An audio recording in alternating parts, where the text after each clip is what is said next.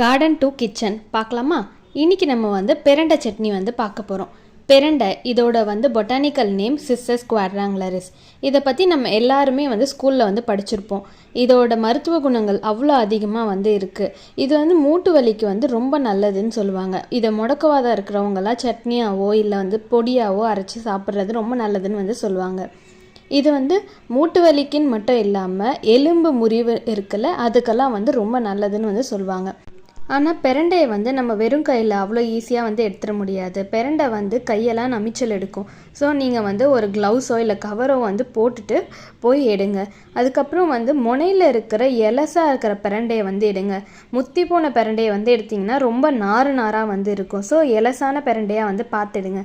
அதுக்கப்புறம் அதை உடச்சி நார் எடுக்கணும் பெரண்டையில். இந்த வீடியோவில் நாங்கள் எடுத்திருப்போம். அது எப்படின்னு நீங்கள் பார்த்து கற்றுக்கோங்க. அதுக்கப்புறம் அது அலசும் போதுமே க்ளவுஸ் போட்டு கழுவுங்க. இல்லைன்னா உங்கள் கை ஃபுல்லாகவே நமிச்சல் எடுக்க ஆரம்பிச்சிடும். நம்ம ஒரு கடாய் எடுத்துகிட்டு அதில் எண்ணெய் போட்டு உளுந்து போட்டு கடுகு போட்டு தாளிப்பு ஒரு பக்கம் ரெடி பண்ணி வச்சுக்கணும். அப்புறம் இன்னொரு பக்கம் தேங்காய், காஞ்ச மிளகாய், இஞ்சி, பூண்டு எல்லாத்தையும் புளி இது எல்லாத்தையும் தனித்தனியாக எடுத்து வச்சுக்கோங்க. எடுத்து வச்சுக்கிட்டு அதை நல்லா வதக்குங்க.